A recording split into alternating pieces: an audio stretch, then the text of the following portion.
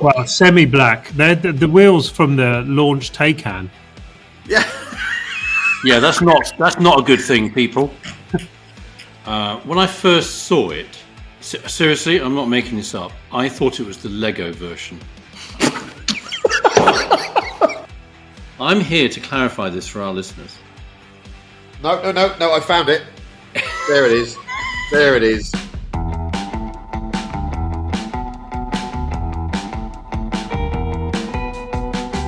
Hello and welcome to the Car Podcast with Chris Harris and his three little friends. This is, I'm told, episode 8, which is about 7 more than I thought we'd achieve. So, well done. Well done, you. Well done, all of us. We start off with an important question posed by Neil Clifford. This shows you how little time he spends thinking about normal life. This is normal life. Which convertible looks better than the coupe on which it was based? That's important shit. So we're going to start off with Neil Clifford, who before the recording told me he'd nailed this better than me, but he just hasn't. He can't have done, because I've got this licked like a lolly. Go. I have nailed this one. This is really hard. Is it? Because, yeah, I think so. I think the coupes 97% of the time look better than the convertible. Oh, You know, you can do the whole Rolls-Royce Wraith stroke Dawn thing, but when you look, the hardtop is better. It's better, in my view. So my view is there's only one, and I'll come to the answer at the end. When you look at the coupe, you think, oh, it's a standard sort of coolish Italian 70s sports car that sometimes has a good engine, sometimes has a really cool engine, but it could be like 25 grand on eBay. But when you look at the convertible, suddenly it's sexy. It's actually a different body, I think. Looks like it should be in Monaco. Sophie Loren should be driving it. Simon Kidson is often seen in one. It's the Fiat 2.4 Cabriolet Spider. It is so much better looking, actually, than the coupe.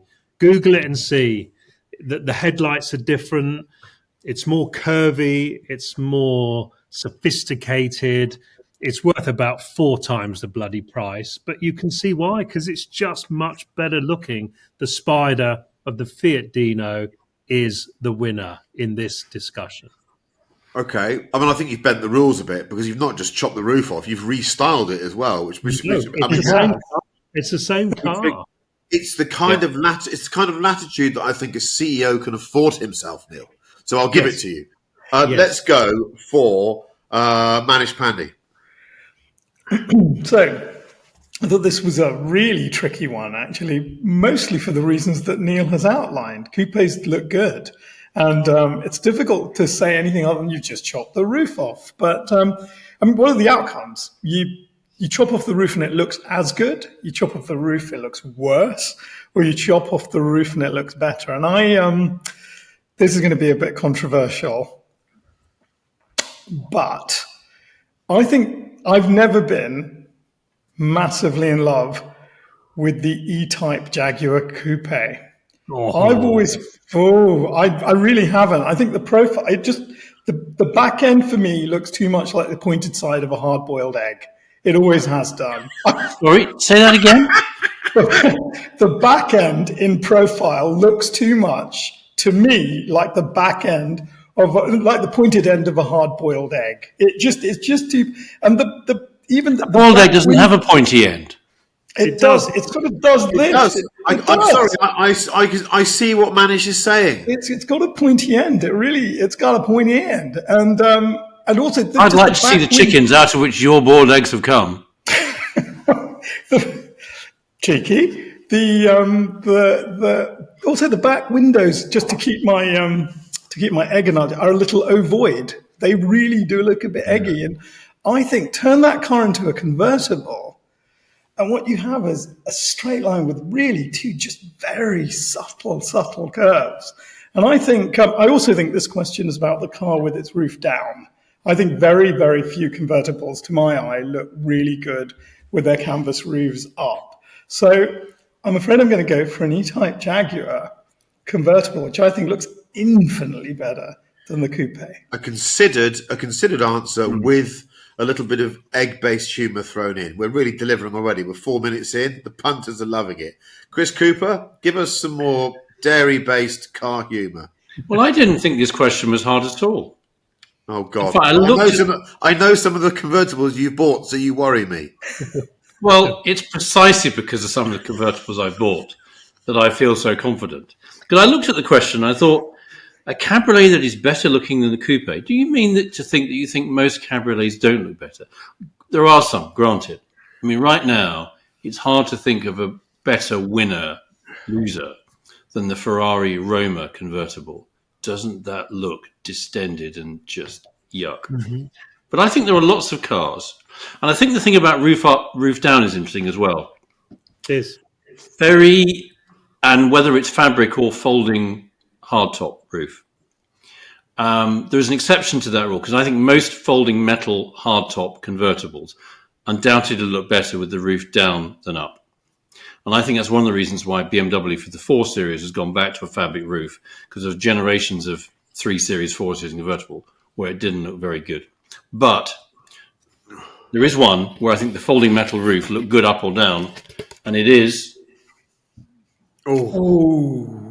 Yeah. How good is that? Yeah. What is it? Mercedes went all that fuss in the 90s about the SLK, folding metal roof. 1963, the Lincoln Continental convertible had a folding metal roof. 4-door, pillarless convertible, blah, blah, blah. But I think there are lots of convertibles that look really good. Coupes that look good as convertibles. Yes, Mr. Harris, give yourself a little bonus point. There is a BMW E63 6 Series in that list. But it just looks good as a convertible. I think it looks better. Coupe is fine, but I think the convertible looks better. Early 2000s Mercedes CLK Coupe, that looked okay. But as a convertible, I had a 430 convertible. That just looked lovely. Shh! Don't say these things out loud. Merc AMG GT-C looks way better than the coupe. The coupe just looks... I have to say, I've seen a bald egg that looks like... What you're giving us is a list here. We love your lists, but we must pin you down to an answer. So as usual, I've done this properly. I took this question and said, well, it would have to be, for this to be a winner, it would have to be a coupe that everyone would say looks amazing. No one would say anything other than that's the nicest coupe ever. But I think the convertible looks better. And it is... Can't see it. Oh, the Maserati Grand Cabrio. Yeah. Oh, okay. Shit with both. Yeah. How good a convertible is that? Very I think, yes, there is a coupe. Cabrio looks better than a coupe. Many of them, indeed.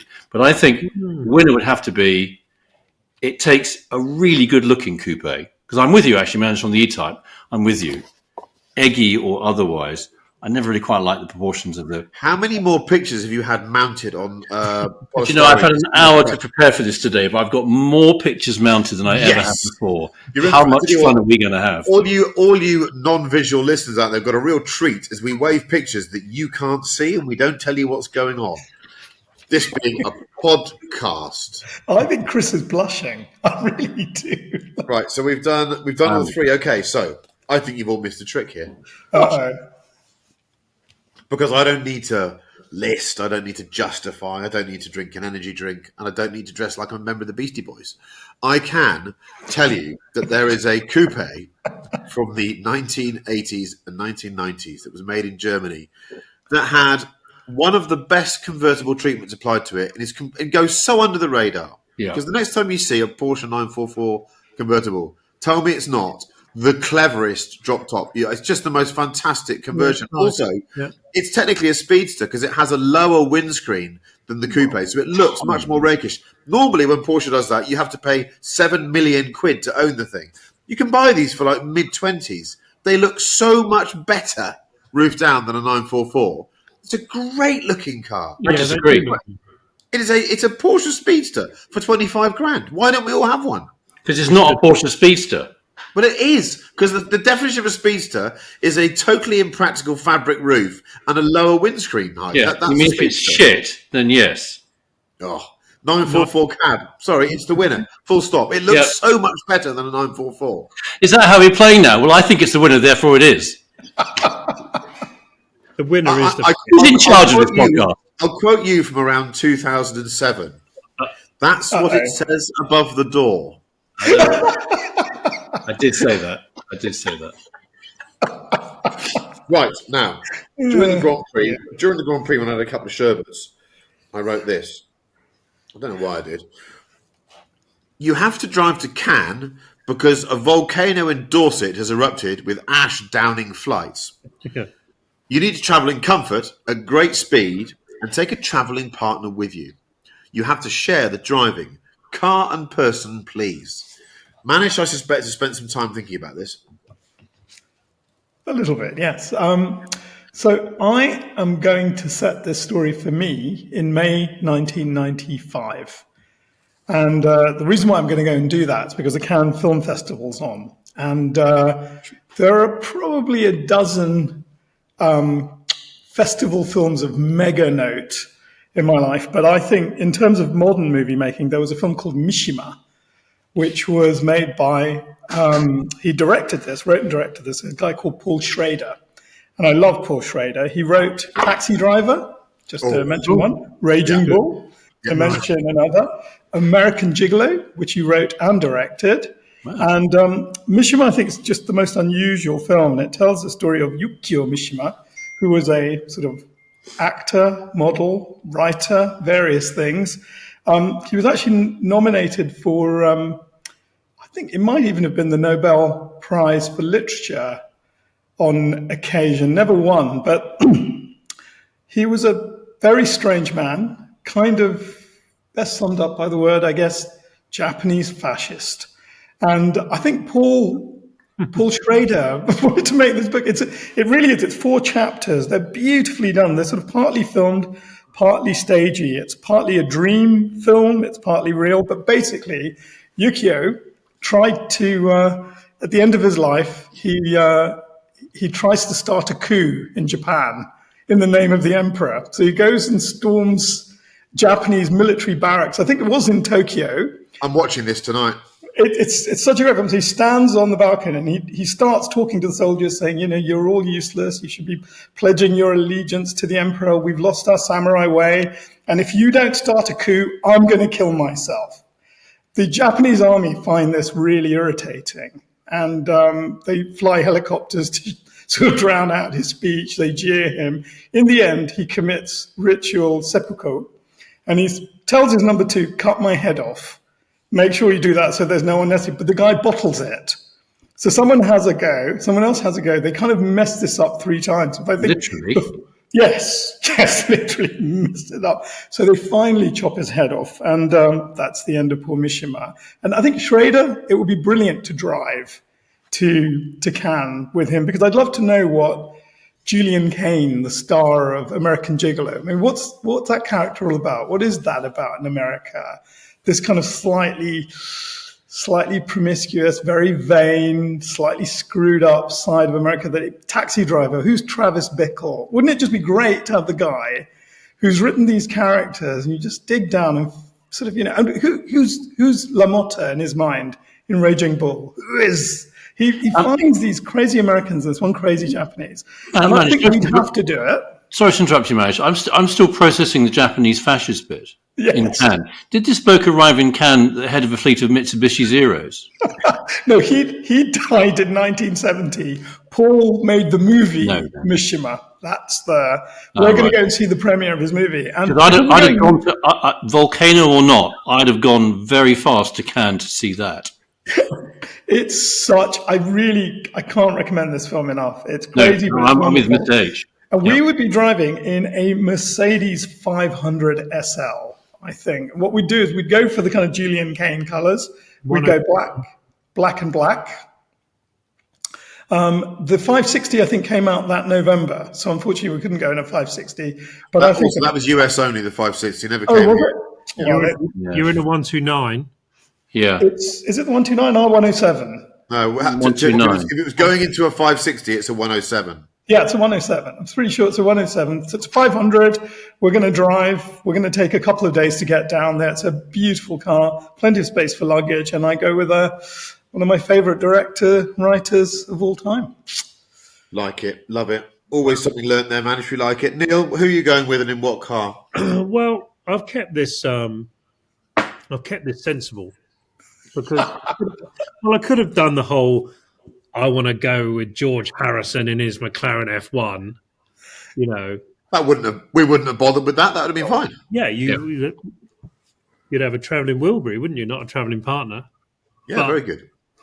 I haven't gone that ridiculous. I've just gone sensible. I've gone almost like a reality. I've gone Ferrari 812 GTS. Oh, that's real. Yeah, that's real. That's down with the people. No, but I think actually, as a car that could well be seen as peak Ferrari a little bit because it's pre-haptic, it's V12, it's convertible, you get it in a decent colour. You know, they're well off list now. Well, they went a bit mad, but they've all come back. I think it's a fantastic. I mean, the front looks amazing. The side profile is really good. I'm not so keen on the back. I wish they would have kept with the single circular lights of the F12. But anyway. Can we agree the F12 looks better than the 812? The F12 looks better, but you can't take the roof off unless you go £1 million for an Aperta, right? So for 300 grand, even though the F12 does look better than 812, I think you can take the roof off. And the key about driving down to Cannes is basically the noise when you leave the tolls every single time, and you do it like 20 times. You never get bored. You just scream away from those tolls. Look right quickly. Make sure there's no coppers in that car park. Get to about 120 miles an hour, and then switch it into cruise, and off you go. So I think it's a fabulous car. You've got Apple CarPlay. You can put the roof back on if it starts to rain. Get it in a nice colour, Posy or I don't know, one of those fancy greens, but Posy would be best, really. And then who would I take? It's such a difficult one, this, because if I could take anyone, dead or alive, I'd probably take George Best because I just adored George Best and I'd want to find out all about his life. If it was just reality and I can't take my wife because they've got to drive and Emma wouldn't like to drive a big, fat, too wide Ferrari thing. At great speed. I'll be stressing her out. No, you've got to park closer to the toll. I forgot the little thing. So you've got to keep putting your card in, haven't you? And your right-hand drive, so it's all a bit fucked up. So I would, and then I'd love to take my kids, actually, because I love driving with my kids. I think it's wonderful. You learn so much about their lives when you're in a car. I'd take my mate Paul, who, I've known for 35 years. We don't spend enough time together. He's got the same taste in cars and music and humour, and we just have a jolly time, have loads of espressos, and get there by sundown. That's what I'd do. I like it. I absolutely love it. Who's it going to be, Chris Cooper, and what's it going to be? So that 812 GTS, do you think the 812 GTS looks better with the metal roof up than the 812? No, I think the 812 looks better with the roof up. It looks a bit, I think, but you have the roof down the whole way. So have the roof down. I wanted the roof down because I just think roof off. As you get older, roof down's more important. Yeah.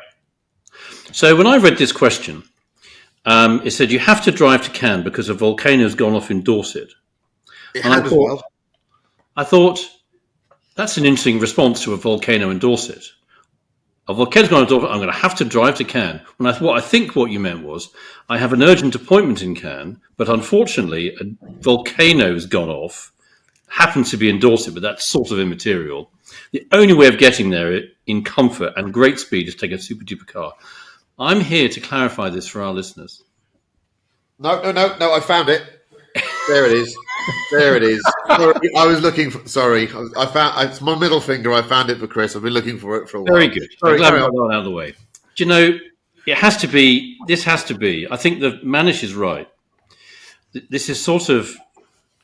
There's a bit of a time dimension to this because in the late 90s until about early 2000s, you could drive down the A1, A7 pretty much at any You see what's happening here? We're broadening your narrow and limited consulting mind. We're allowing you to have fun, to grow. You're That's why I growing come into here. the process. That's sort of why I come here when I literally run out of excuses not to be here. It's therapy.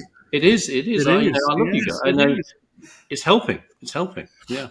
So late 90s, I remember first time I drove to the south of France properly as sort of a grown-up. 98, 99. I had a BMW E39 540 and we literally did 100. So you start off from Cali thinking, oh, 95, 100, that's quite racy. And you just get sort of off down towards Amiens and those places. You think creep. 120. You get past, towards Dijon, it's 140. You get past Lyon down there, it's sort of when the pedal stops on some of it. You're talking miles an hour, not kilometers here, aren't you? Yes. Yeah. About 2004, the first time I ever got stopped was about 2004 by one of those. It was a service station at Dijon, and I saw the bloke with the little sort of thing, and these two blokes like chips, les frites, whatever they would have been in France, policemen on motorbikes, peeled off, literally with, the sort of, they had the guns out. I mean, literally those guns, rather than les pistoles. And they zipped up, one in front, one behind. Yep. And they insisted that they escort me sort of at a speed approximate to the one I had been doing, which I thought was fantastic. And they pulled off on a lay-by. Luckily, I had some cash on me, so they didn't confiscate the car. They pretty much said, keep it below 100 miles an hour, 160 kilometers an hour, you'd be fine. So I think you'd have to be in the late 90s, early 2000s to do this. And when we used to go out to South France on holiday, my brother and I would tend to drive a car together, and then he would sort of fly back and Lynn and the boys would come out. So I would like to rekindle the fun of those trips with my brother, Mike. Nice. Because we had great fun. We would do it literally one hit, go overnight. We'd leave mid-evening from the UK, and then you go overnight in Eurotunnel, Flexi Plus, OBS, drive through, and you see the sun coming up. You get past Lyon, go around. That time of day, you could go through the middle of Lyon, the motorway through the middle of Lyon, the non-toll one, rather than the bypass, which is faster but not as interesting. And then you get to the sort of bit below the Rhone, where onto the A7, where you've got those unbelievable curves, and it just feels like sort of what Gran Turismo used to feel like when that came out as a video game. And I think that would be, because you got to go at great speed. So you need somebody who's going to drive like we would, and that would be my bro. So it would probably be, I thought about whether, if it was today, you take the sausage, but if it's in period, I think I'd go back to that E39 540 with my brother. Nice. And I think that would be wonderful, irrespective of whether a volcano erupting in Dorset was or was not the catalyst for our trip. Okay, good answer. Now, I thought about this, and like all these things, when you pose it, you realise you're subtly asking yourself questions that you should have answered a while ago. So I've got all the cars in the world I can choose from, but what I really should do is choose a car that I have but I don't use. This is about spending time in a car with a person both of them you don't see enough of, isn't it? That's what it's about. Yes, it is. It is. It is. Or catching up with someone. So that part, I had a working life that was really about doing that for many years. It wasn't always, sadly, going to the south of France, but we did it quite a lot. But we were always getting on motorways and going for adventures. So I think I'd have to go in the modern day, and I've probably never publicly admitted this, but in the summer I bought a Ferrari, and I wanted a Ferrari that ticked two boxes. It had to be from the Luca Montezemolo era, for reasons that you might all know and will do soon. And it had to be styled by Sergio Pininfarina, because I think he's a genius and is now departed. So for me, the two Luca, Sergio, Ferrari. What is that car? Well, for me, it's a Grigio Titano 458 Spider, which is a car that most people wouldn't think I would own because it's not the racy one. But I'm too old for that. And I've got other cars, luckily, that can do that. And I think it's just a utterly beautiful car. And if you park it next to their modern offerings, more of which later, I think it looks rather good. So I'd like to take my 458 Spider in old man spec, Grigio Titano. Who haven't I spoken to for a long time? Too many people because I'm one of those. I'm known by some people as the submarine. I disappear for a long time and reappear quickly and then go again. I only found out they called me that recently. Cheers, lads. So I would... So much better than being called Torpedo, don't you think? Oh, yeah, there is that, yeah. I wasn't packing that sort of heat at school, Manish, sorry, so I never had that name. So I think... I'd say Sutcliffe. He was my boss. He was the person that I looked up to the most when I was starting out. I learned everything from him. It'd be quite cool to drive down and I think we've got a lot of memories. So I'd probably sit there and chat to Steve Sutcliffe about whatever the last 10 years have been like, or I haven't probably spent any time with him in 15 years. So yeah, 458 Spider, Sutcliffe. If you're out there, you can pay for the fuel. That'd be lovely. Yeah. So, but I do. Yeah. Think about that to yourselves. Who haven't you spoken to, and who would you like to go on a road trip with? Also, his driving's fairly special, so it would be interesting. Yeah. Moving on to the next point, which is, I'm going to read this because I want the wording to be exactly right, or I'll get told off by my learned consultant who's sitting there. So, this is what I said to my friends here. Does anyone here really give a shit about the new Ferrari F80? It wasn't meant to be. Yes, it was meant to be deliberately naughty. That was. Manish, answer the question, please. I had to look it up. I tried to Google it.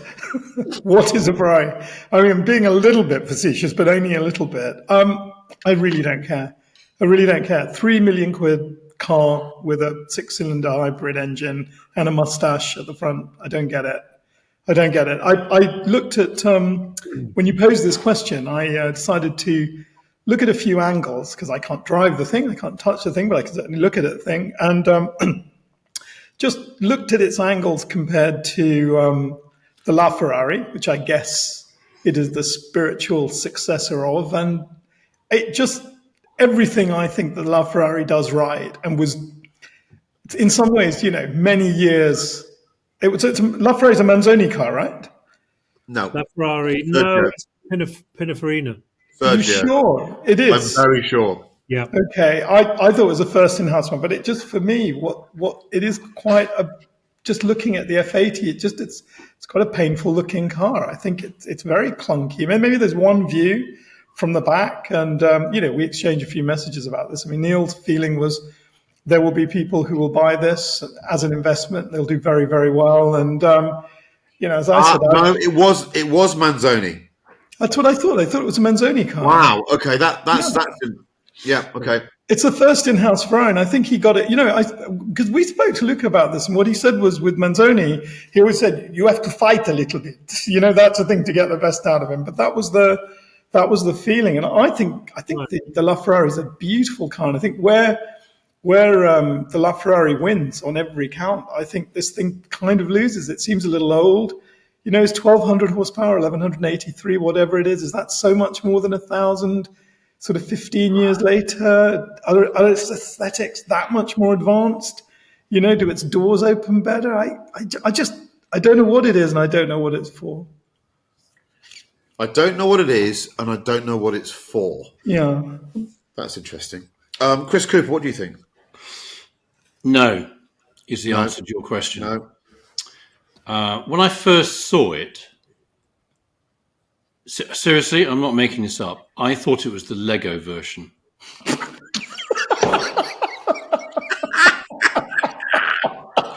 Just on that subject, I'm the only person who doesn't get the Lego versions of cars. No, you're not. I just think they all look dreadful. Yeah. I mean, they go to all this expense. I mean, the engineering of those things must be, because there are some bits which aren't just bricks. Why don't you just buy the Tamiya model and make a nice one? Well, that's where exactly. You've stolen my thunder. That's exactly where I was getting. Exactly where I was getting to. So even when we were very little, when you were building that Lego version of anything, even when we were 6 or whatever it was, younger, there was even then this sort of slight disappointment to say, it's just a plastic brick that hurts mum and dad's feet when they stand on them, which they really did. I thought that was a myth, but clearly it isn't. So no, it's a V6. Is it V6 hybrid? I mean, who cares? Yeah, it is. It is. Yeah. So they must have thought they didn't get what we're on about with that 296. Should we try harder? I know what we'll do. The next one, F80, because that's twice the F40. So it's got to be twice as good as an F40. Let's put a V6 hybrid in it. No. So I honestly, no. I don't give a shit about the F80. It means it does absolutely nothing for me. And it looks like the Lego version. God knows what the Lego version will actually look like. Neil Clifford, I know, is going to be Arch here. What are you going to say, Neil Clifford? Well, I think we have to care about it. We have to be interested in it. Don't we? Really? We're car people. You can't That's why we're not interested in it. No, but, well, yes. Okay. All right, yeah. I think Ferrari is such an important brand in our little world. I think that the DNA of Ferrari, even if you talk about these cars, 288, F40, F50, Enzo, LaFerrari, we have to care about what comes next because it's every 10 years you get one of these. So I'm not saying I particularly love it. I'm saying, to sound a little bit like Mr. Cooper, the question was, do we care about it? Yeah. And I think we should. Yeah. What our opinion... That's the conditional tense. You're giving yourself leeway. Do you care about it or not? I do really care about it. Yeah, I do really care about it. Yeah. Do I love it? Probably not. Do I think they've put engineering above, which maybe you could say is commendable.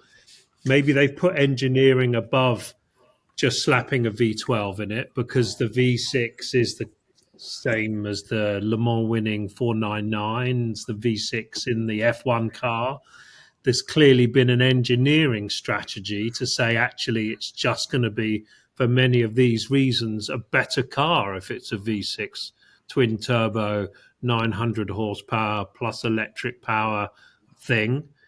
That's an interesting observation. Sorry to interrupt you. That's an interesting observation. Do you think they looked to what AMG had done with the One and thought, interesting? We want a bit of that mess.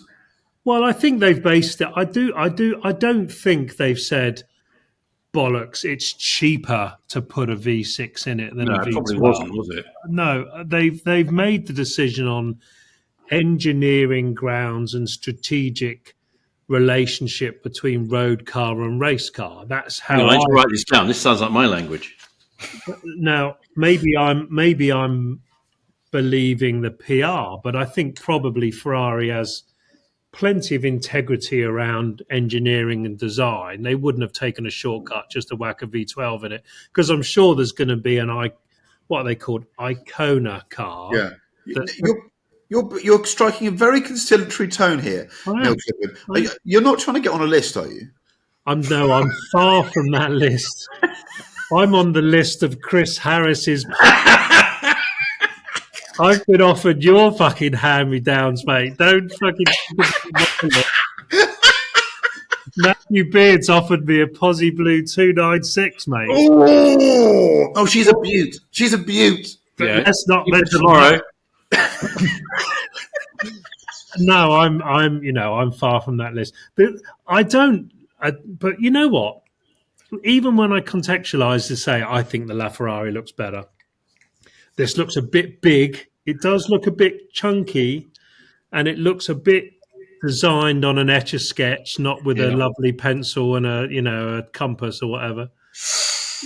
But I would say, when we were little and the Countach came out after the Miura, maybe there were old wankers like us going, "Oh, look at the state of that fucking Countach." That's absolutely you're absolutely right. I do think before you answer the question that you've been posed, you have to look in the mirror and make sure you pass the old wanker test. Because if you fall into the old wanker trap, we don't want to hear from you. This could be, Daytona. Oh, look at it! It looks nothing like a 275.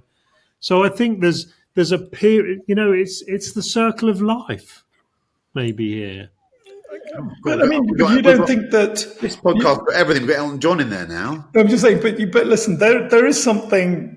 I think that what we maybe all four of us have in common is there is something kind of platonic about the way we view the world. We do think there's a perfect something out there. Not maybe one. We think that you could take something from this, you could take something from that. I really think the car, especially in the context of their cars, it feels like a continuation of something I don't understand, rather than me waking up one morning and going, I just don't get these aesthetics anymore. And the other thing I would say about the engine, don't forget that this hybrid V6 was an absolute compromise in Formula One. When Jean Todt was the head of the FIA, they woke up one morning and they said, oh no, we've got to make this sport look a little bit more green. And they were going to have originally 4-cylinder turbo engines. I think, I can't remember, it may even have been Bernie said, we've got to go V6. For whatever the reasons they've got to the V6 is in their Le Mans winning car. The V6 is in their F1 car. It's probably much lighter, obviously. Yeah. I suppose I'm trying to be balanced because, fundamentally it's an asset class. Yeah. This car, right? Yeah. I've got three, maybe 4 mates getting them. And I've been involved in the debates around it because, it's 3.2 or 5 million euros plus tax. Frankly, you put all that to one side, Ferrari are handing you £1 million. Yeah. Because there's another 799 people that want one who aren't on the list. Yeah. So that's a really good segue into maybe the next part of this conversation. I'll answer the question. The answer is no. I've had a really good think about this because I should be. I'm known as a curmudgeon. I've had a complicated relationship with that brand. Fundamentally, I think a lot of what they've done over the last decade has been really quite wonderful, and before that. But the luster is fading for me at the moment. I don't quite get the direction they're going in some areas, and I think this idea of the asset class, in other words, you have to put simply, unless you are a head of state or you are someone whose wealth is so great you're always on the front of papers. To buy this car, you've probably had to buy a couple of £1 million worth at least of tat that you don't want. So you've had to buy Roma Spiders. They've not gone up in value. So that £1 million that you've been handed, well, you can halve that straight away with what you've just lost, I would have thought. Maybe even more. Especially if you bought a couple of Puro Sangways and hang on them too long and you're sitting on some big stuff. I mean, there's some horror stories out there. I know someone who lost 100 grand on an 812 in about 8 weeks. So, I think it's becoming a slightly more dangerous game than perhaps it was. I think the reason why I don't care is I'm not convinced that there's enough sort of headroom for this product within the sports car area now. The bread and butter SF90, whatever you call it, it's got 1,000 horsepower. So the leap to the big daddy is a couple hundred horsepower of largely useless extra performance. Whereas back in the day, when a hypercar came out, its raw numbers made you go, "Oh my god, this is unobtainium."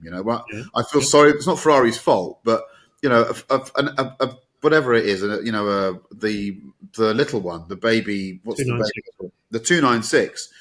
In a straight line, it's probably up to 100 miles an hour. It's not much slower. I think also on a technical note, I think I've never driven one of these cars that's got front axle electric power that's really good. It's very difficult. Porsche did about the best job of anyone with the 918. Yeah. But even then, you had to be a bit careful with it at times. Whereas I always thought just the rear axle package of LaFerrari and P1 was just brilliant fun. So front axle really worries me. Apparently, the thing they're not shouting about is it has an active suspension system that is supposed to be fascinating. I think it might be roll barless. So I think we could be looking at, if anyone remembers Car Magazine from the 1980s, you remember the Silver Lotus that was called Sid? Yeah, the active one. Into all we could have a Sid on our hands. So I think that's fascinating. But I just hate to say it, whether you're a journalist or a punter with the money, or you're like me, you're a dreamer that just looks at this stuff and thinks, wow, you've got to respond to the gut reaction that you have to it. You either go, wow, I want this thing, or I just love that it exists. But that car, I didn't. And there's another test that these things have to pass, these utter halo cars. If they're in any way undermined by a product that already exists in the range, or is a very recent car, then I think you're allowed to say that diminishes the impact of the halo car. And I think there's a car Ferrari made a couple of years ago called the Daytona SP3. It's sort of gone under the radar, but effectively that's a LaFerrari without the electricity in it. That car, it looks absolutely brilliant. And if you offered me that or an SF80, I wouldn't even look at the SF80. I wouldn't even look at it. SP3 is the one to own long term. Do you reckon? Yeah. So beautiful. Absolutely. Chris, just one other thing though. You've just recently done the video on the new Porsche GT3, and I've forgotten the very nice, tall, lanky gentleman who gets out of the car. Andy Proning. Andreas, yeah. But he says something brilliant, which is this thing produces around 500 horsepower, which is exactly the right amount for this car. I just don't think, I was watching that, I thought, I don't believe I've just heard that. Somebody who understands what balance really is, somebody really understands the car, its weight, its mechanics, how you're meant to drive it, and that it doesn't just have to be a nuclear war of power and how power is delivered. I love that. I totally agree with you. They're doing the Mission X.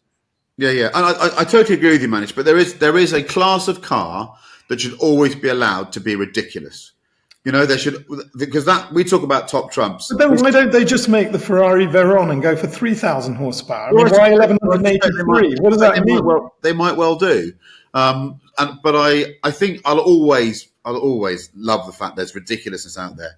But when the LaFerrari was unveiled, I can remember standing there, hearing the name, thinking Luca had drunk far too much grappa the night before. In fact, even he has quietly admitted that maybe he was a bit edgy with the name. How'd you feel but I do think I look back at my reaction to that car. It wasn't because I was younger and hungrier and less curmudgeonly. I just think it was sexier, and I think it was a more exciting statement compared to what was out there at the moment. I think that's true. I mean, it makes the W1. Let's not go there. Makes the Ferrari look quite pretty, though, doesn't it?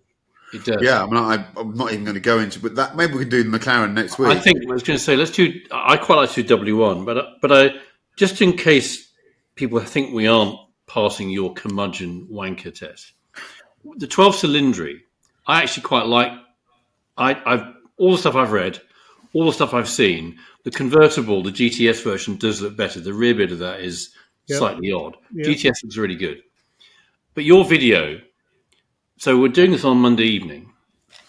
Your video, which involves no driving of cars, has already had 500,000+ views, Chris. Of what? I've not done a video on a 12 cylindry. No, the GT3, sorry. GT3. Oh, yeah. GT3. I look at that, in that car, in that spec, with those wheels and the bright windows around, and said, I want one of those. What do I have to do to get one of those? So we're not thinking, we're not about the past is better. And that's why I think the F80 is really curious. Also, can I say one thing about the F80 launch? I mean, obviously, a room full of the great and the good, and mugs that have bought loads of Romas that I think they're going to regret. The pictures of it have black wheels. What? Why? Well, semi-black. They're the wheels from the launch Taycan. Yeah. Yeah, that's not a good thing, people. They were, weren't they? Well, so, has it actually got any spokes? I can't see. Yeah, it has got spokes, yeah. Unbelievable. I think it probably looks better in the flesh, and I think if you spec'd it right, so you lose the moustache, so you have it in a dark colour. I quite like the seating thing, the 1+ seat thing. I know that's a bit weird, but I think it's cool. I like the look of the cabin. Jesus Christ, I'm sure up close it's cool, but I'm just not. If you offered me that on SP3 day, I was in Japan and this guy rocked up an SP3 Daytona at a track. I mean, that's a Ferrari. That's everything a Ferrari should be. 12 cylinders, normally aspirated. Yeah. Honestly, sounded like two rats having sex on the limiter. Absolutely fantastic. Yeah, that's the one. Yeah. I live on a farm. I hear a lot of that stuff around here. You're right. They do. You know that shrieking when they. God, yeah. Let's move on to. We're recording this on a Monday, so the F1 is very much fresh in our memories. And before I put this to the floor, I'd like to say that I thought those sort of 10 laps of Max and Lando racing each other, figuring each other out, trying to use different configurations of the technology of suites available themselves, I found utterly engrossing, and I really, really enjoyed it. Manish, on the other hand, probably fell asleep. What do you think, Manish? I mean, first part of the race, I did find it a little bit dull, but when it was really clear how the strategies were going to play out, and Lando had that pace at the end, it was absolutely fantastic. And seeing them side by side, because that's one thing you really do see in Austin. You see lots of side by side stuff. Nothing gets more exciting than that. You could really see the Red Bull, especially through the S's. This thing was just so planted. Lando was sort of fighting it a bit. But I think we probably need to talk about the beginning, and we need to talk about the end and Max. And I would say this to our viewers and listeners: I don't have time to read every comment that we get because we get hundreds, but I mean, I certainly scan them. And over the last few years, I think we have a bit of an unjustified reputation as Max bashers. We do at times, and I think most of the time out of the car, and certainly when he's been in a dominant car, there's nothing to bash. He's refreshing, he's exciting, he says what he thinks, he does all that stuff that we love about racing drivers. But Autosport had an article today that's written by Alex Kalinaukas, who's their Formula One correspondent, really pretty cross with Max's driving. And if I may just read you the quote he's written. Ultimately, the list of these Verstappen defense moves now reads: Brazil 2021, Jeddah 2021, Las Vegas 2023, and Budapest 2024. Grouped together within the rest, as Verstappen was actually the attacker at these turn ones and ran into the let them race lap one approach that came into effect at the Austin Start 2, and now this year's US Grand Prix. Enough. And if you read the article, really he's making a very simple point that Verstappen has made defense into a kind of art form of attack. And the circuits that he obviously chooses are the ones where there's a big runoff area. And what he argues is that Verstappen will take the inside line and he will miss the apex on purpose. Mm-hmm. He will try to stay within the track limits, but guess what he forces you to do? You either go into him or you're off the track. And I think it's quite tough to see Andrea Stella really properly pissed off. And he's a man who's very careful with his words. He's one of the most, I think, sort of considered human beings in the pit lane. And I think after the race, that is about as furious as I have ever seen him. I think they all felt at McLaren, and I don't know if you agree with this, but they felt that Verstappen was way over the limit in that turn one. Yesterday. I mean, perhaps you don't. I mean, you're a bit more of a racy racer. I think it is motor racing. I'm going to bring Cooper into this in a second. Can I just say, I agree that we have sometimes rightly, but mostly wrongly, been accused of being Max bashers. I stand by that criticism on lots of Max's driving. I didn't see any of that yesterday. No. I just didn't. I saw the only. I think Andrea was probably on reflection angry because his driver let Max have that position. So to start with, yes, Max ran him wide at T1, but only because Lando left the door open. If Lando left the door closed, Max wouldn't have been up the inside. End of. And at the end, I think even though you could argue Max, was he deliberately missing apexes? He's a great driver. I'm not sure he has the skill when he's braking on worn hard tyres from 220 miles an hour. Kalinokas not only says does he have the skill, but he says he's actually turned it into an art form because of his genius. I also believe that if Lando decides to go round the outside into a very slow corner at the end of a 220 mile an hour straight, the chances he's going to get the job done and stay within track limits are so limited that actually Max is, I think, just brilliant racecraft from Max. I think Max drove an absolute blinder yesterday. He did what we all expect great drivers to do. He outperformed the performance of his car. I know people say I don't say that about Max, but credit where it's due. It's racing. So that's my view. Let's see what Chris Cooper thinks. So if this was cricket, we'd be starting to say that Lando's in danger of becoming Max's bunny. I think that's right, yeah. Sadly. And I think there was a very interesting exchange, which I thought was slightly unhelpful on Saturday, where Zach, who I like a lot, actually, I like more and more, took issue with something Helmut had said. And I don't usually expect to find myself on the side, and particularly on the issue of welfare, to be on the side of what looked like Helmut's side of the argument. But I think what Helmut was saying is, which was nothing to do with mental health, but was to do with sporting character and constitution. And he was right. And I think Lando's performance at turn 1 and down at turn 12 looked like he's in danger of becoming, certainly later in the race, I think he's in danger of becoming the Darrell Cullinan to Max's Shane Warne. If you follow cricket. Ooh. I really think it could be that. It's that fundamental. I think Max just. So I think I've raced. I've been playing at racing, but even I know, and I've seen lots of stuff. When we were at the ring on the first lap of a VLN race at the ring, when there's a million cars in the same bit on the Grand Prix circuit, and you end up 3 abreast, and you're on the outside, you're on the far right of a left-hand corner. Guess where you're going to exit that corner? At least 4 cars behind, because no one's going to let you in. And Lando at turn 12 had not made the overtake. He'd not made the overtake stick. I also thought it a bit disingenuous when they came onto it and said you were ahead at the apex. I'm thinking, if you're a racing driver, you know in that position you had not made the overtake stick. End of. Yeah. Simple as that. So I do think that was interesting yesterday. I like you. I think right now Max looks like easily the most complete driver out there in terms of how much of his energy and brain is being used to. I think he was very, very impressive. I do think turn 1 was interesting. If you watched 2015, Lewis did to Nico what Max did to Lando, but dialed up to 12. And actually, Lewis actually hit Nico. They both sort of went wide. But turn 1 and turn 12 are really interesting. If you're nerdy like me and you've literally got nothing else to spend your time on, which unfortunately I do, so it's a subject of my measure of my priorities. Look at sort of the track from above. Both turn 12 and turn 1 have incredibly sharp, pointy apexes. Like eggs.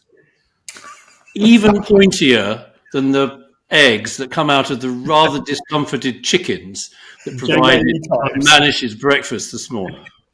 So it means there's a number of different lines. I mean, at turn 1, Lando, bless him, got stuck between, do I cover the inside or do I cover the outside? And he ended up nowhere. It's a classic of, if you're going to go for the inside, you've got to nail the inside, and he didn't. I didn't think Max was that aggressive. He's just like, shit, there's a 1.5 car width there. So I think on the Max and Lando thing, Lando will look at that and think, right, I've got to find a different way of going into battle with him. It was a bit like Austria, but I think Max this time was even more thoughtful and controlled in how he did that. Well, I just ask you about Silverstone 2021, Lewis and Max. Yeah. No comparison. Look at the way Max.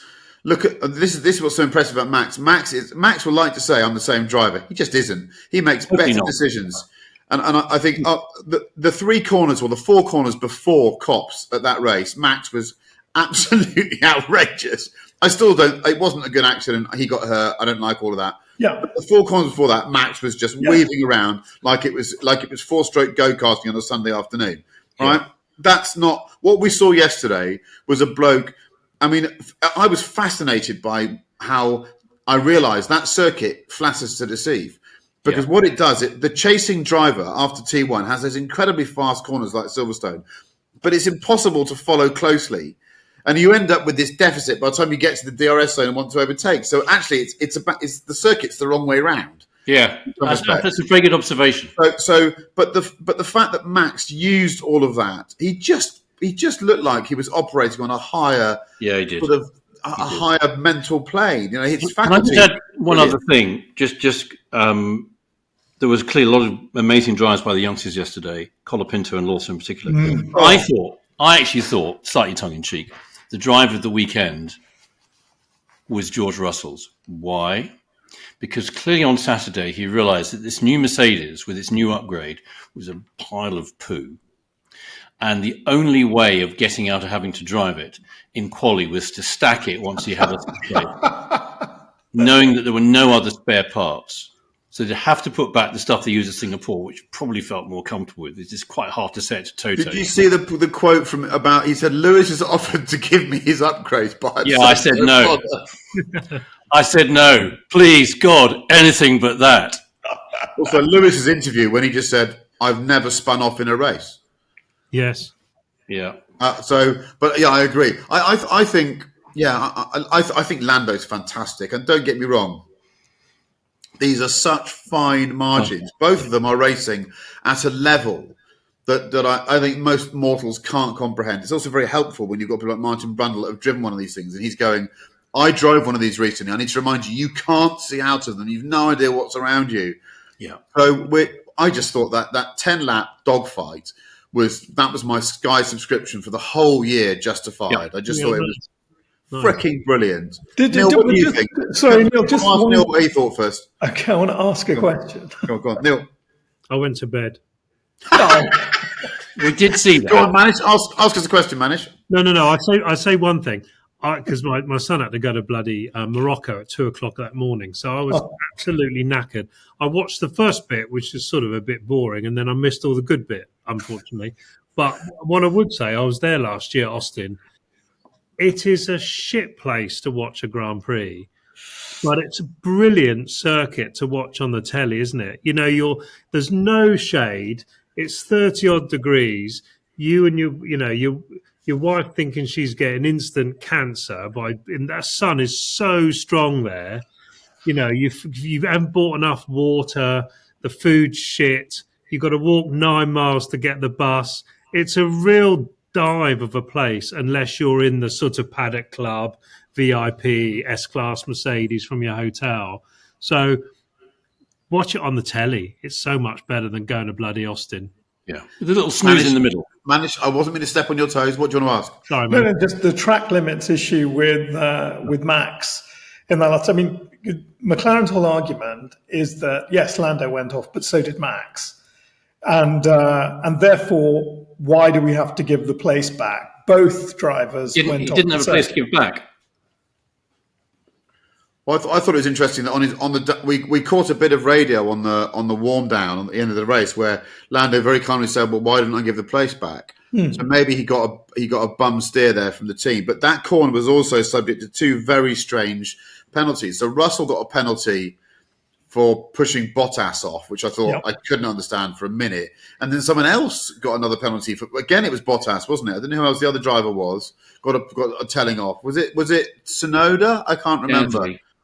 Was it Gasly? I think so. Gasly, yes. By the way, before we move on, I thought that Liam Lawson was my driver of the weekend. I mean, he upset Nando, which isn't difficult. So Nando then decided to shit on him and beat some shithousery in qualifying, which he did, put some manners on him. But watching Lawson do him in the race, the main race, was and then run away afterwards, I thought was high quality. Piastri, Lawson, Colapinto, it's looking great. Yeah, I did. And also, when Yuki came on and said, "What's gone on here?" I mean, the engineer didn't have the heart to say he was 0.4 seconds of a lap quicker than you for 10 laps, mate. Shouldn't we talk about the winner? Who won? I can't remember. It was a red car.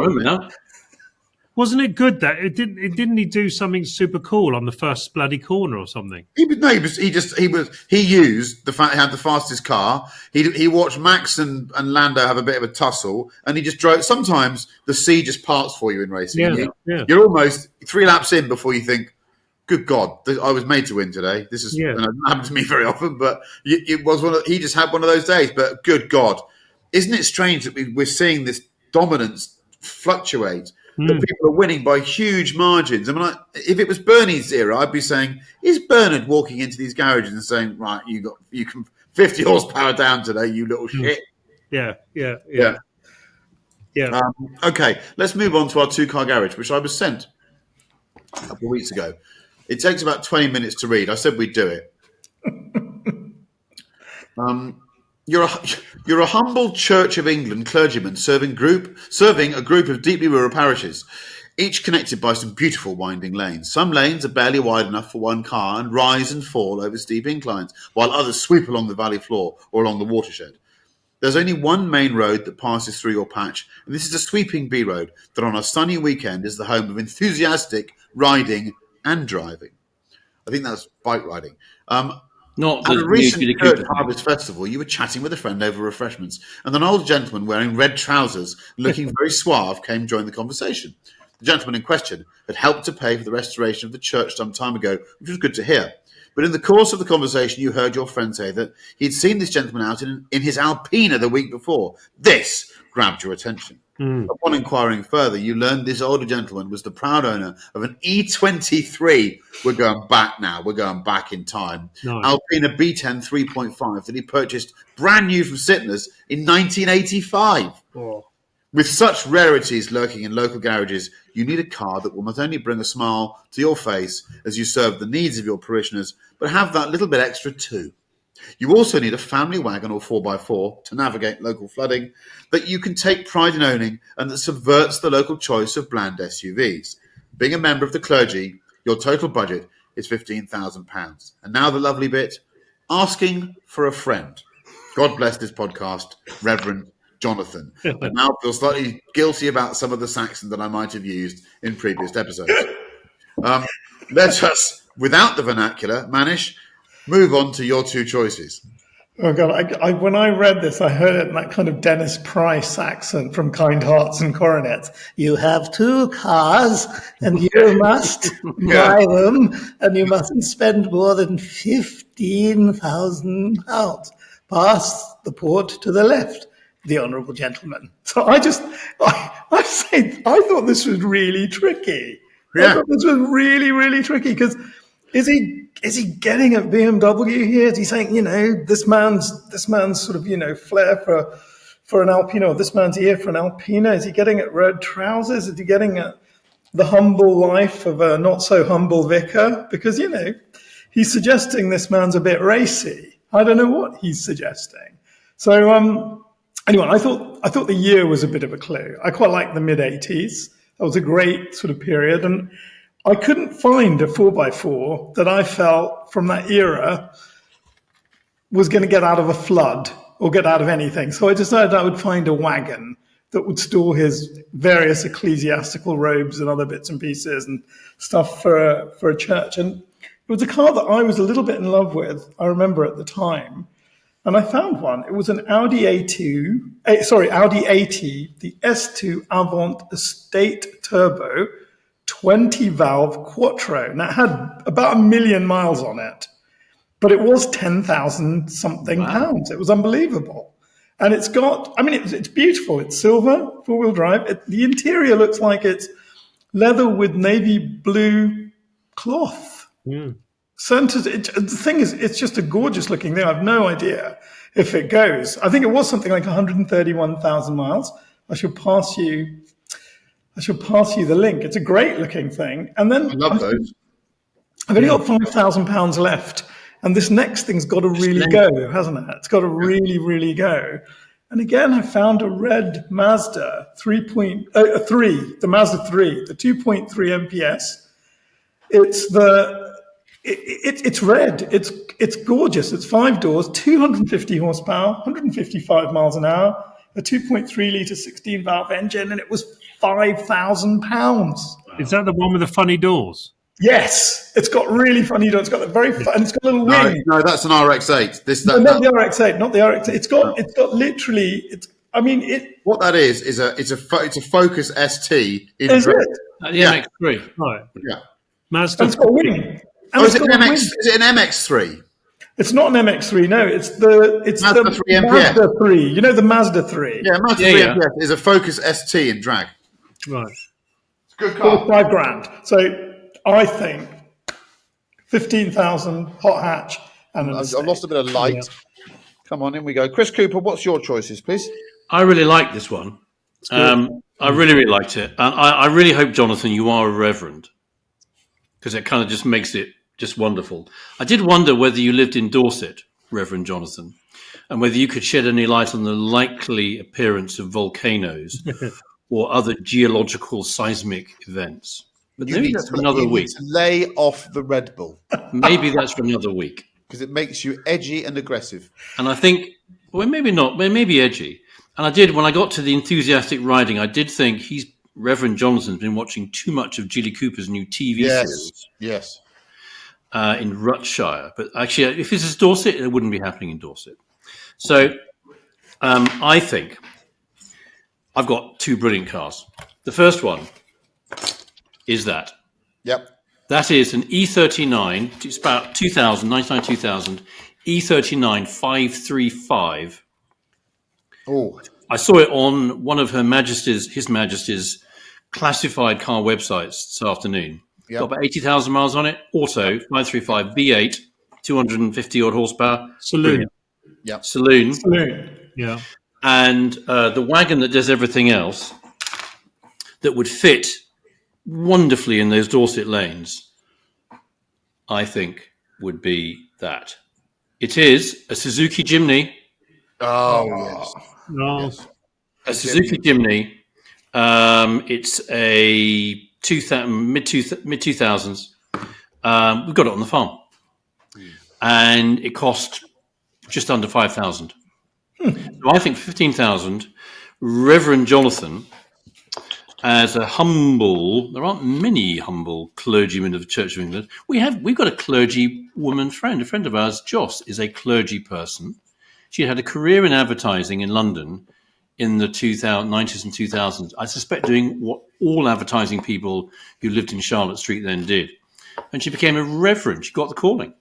And I remember saying to her, when she had her first wedding, She's not called Dame Paula, is she? No, she's not. No, Joss, Reverend Joss. I said, I dare you, I double dare you at your first wedding to do the Holy Goat bit in the ceremony. And if you do, I will give you funds for your church roof, because it must be falling apart. Very sadly, the church roof still has holes in it. Anyway, so I'd have E39 535 and Suzuki Jimny. And a bunch of very happy parishioners around you. Neil, with an E, what are you going to have? I loved this one. This is right in my bullseye of shit that I think about at 3:00 in the morning. And actually, these two cars I've never owned, and I've still got an Xmas style itch to have them. So it's the first series of X5. Yeah. I'm going 4x4, and actually that car. The 4.8 IS or the normal? Yeah, 4.8 IS. Yeah, 4.8. Leave it to me. What do we all know about that engine? What was that engine? Big. No, it was an Alpina engine. It was the only time BMW really took an Alpina engine and put it in a series BMW. It's a 4.8 IS. And it's a very rare, probably doesn't exist, manual that he found on Auto Trader. Yeah, that'd be converted by a specialist. Yeah, being converted by a specialist, but it's got a proper knob, so it looks like it's done from the factory. Yep. And it's in carbon black, and it's got those really lovely dished wheels that I thought this car was almost 50 grand when it was new. And it's got that yellow wood, black leather. Yeah. Absolute fantastic car. I've always bloody wanted one. I'd buy one just for the wheels. But it's the IS. It's all about the IS. So that's about 7 grand. Are you being serious? You can buy that for £7,000 now? Yeah. Wow. You can. and then your first service will be $7,000. But it's a brilliant thing. And then what's the other car? Fiat Coupe. Which 20 one? valve. 20 Oh, valve. 20 valve. Yeah. Those wheels. The 20 valve turbo LE. 5-cylinder engine. 5-cylinder turbo, 150 miles an hour. Yeah. $6,000. And actually a cool looking thing, the dash with the body Very color cool. dash. Yeah, very cool. Who designed it? Bangle. Well Chris done. Points for the clever man at the back. Chrono grey. So get the really, you don't want you want a rare color. The LE version. The powder blue was lovely. Come on. That was the Autocar cover car. Yeah. It was the sort of powder blue, the chrono grey, to be honest. And you won't beat those two cars, $15,000, to be honest with you. That is very good. I have to say, Reverend Jonathan will be overflowing his cup at communion. Yeah. I think we can just calm the metaphors down a bit there, Cooper. So, I've realised that when I read this, it's a bit late now. This is an episode of Midsummer Murders because this is the opening scene when the audience of ITV at 8:00 on a Sunday night is being introduced to this wacky car-loving reverend, and he arrives into Midsummer Buttocks or whatever it's called, and he comes in, and the first shot he's in to demonstrate he loves his cars, I believe, he's in a Caterham-y Westfield-y thing, something like that. That's the sports car. And he's young and he's interesting, and everyone can't quite work out what his background is, but he's a lovely man and he wants to do the best for the community. So his first car is whatever Westfield or Caterham thing he can afford, probably on a Q plate, which adds probably a Westfield, which adds to the whole intrigue. Did he build it himself? Yeah. Which bit did he steal? Q plate. He's a reverend. The other car. This is a car I've now realised. You could never go looking for this car. This is a car that you see when you're grazing and go, oh, it's one of them. Because you'd never actually think of going for one of these. But one night he's grazing the internet and he's like, I don't want an SUV. They're a bit wide in the lanes. I want a car that can handle the potholes. And he suddenly realises, like I did about 8 hours ago, that Audi did import very few, first generation A6 all roads with the 4.2. They did the 4.2. Yeah. And he's found one with a load of miles on it for about $4,000, and he's gone, do you know what? That's ideal. In that weird sort of dark Cotswold green, the lovely one with the grey wheel arch extensions. With the grey wheel arches, I had green leather. I had green leather in those. Yeah, they did. Yeah. So he's got for some reason he's got an all road and a Q plate Caterham Westfielderum. That's quite good. I'll give you that. That's quite good. That I don't often get that from Neil. Bloody hell! Yeah, it's good. Kudos. So I also just before we run into the music, you won't believe this. I've just got a text from AJ at Rorkeys. Okay, it's literally right. It says, "Lovely." Regarding our chat on the air conditioning vents, our 3D scanning and designing chap has said it would be around, and he's given me a little figure, to scan and draw the parts so that we can look at making them in a better material. If you're happy with this, I can get one sent to him. So go on. My plastic air conditioning vents are going to be taken out and replaced by beautifully cut deep metallic air conditioning vents with these gorgeous rubber surrounds. This car is just, it's getting better and better. Do it. I tell you what, I don't think I've ever seen a more obvious case of someone who joined a group of people, caught their disease, and then got a worse case of it than we've ever had. I'm selling my home to get that bloody Ghibli next. Yeah. that's the plan. Until I'm living in a tent with 5 cars that I love, I will not be happy now. I can tell you about that. Right. Here we go. So let's move to music. So I've asked my learned podders this week to think of an album. This is an album that you have to play from start to finish. You're not allowed to skip tracks. And as we all know, because we're so curmudgeonly, we are old farts this week. We don't like new Ferraris, and we bemoan the loss or the death of the album that's been crafted as a body of music, where tracks have to work where you work out which track goes where, where you're effectively writing a long novel, not a short story. So, Manish, what's your album? So I was talking about driving with Paul Schrader to Cannes to go and see Mishima. The music for Mishima was written by Philip Glass, who is my favorite living composer. But there's an album that I think it's about 25 years old now. It's called Philip Glass Solo Piano. And it's just his work. It's the most soothing, subtle, complicated, beautiful album of just solo piano and Philip Glass ever. There we go. I'll be finding that later on. Chris Cooper, what are you going to go for? It's 41 minutes and 13 seconds of Love Over Gold by Dire Straits. Oh. It's for driving a long way. I mean, it's 40 odd minute album, so you need other stuff as well. But it's for driving a long way at night in the rain, where you know it's an adventure, and you need a little bit of atmosphere to accompany the adventure. Love Over Gold. Neil with an E.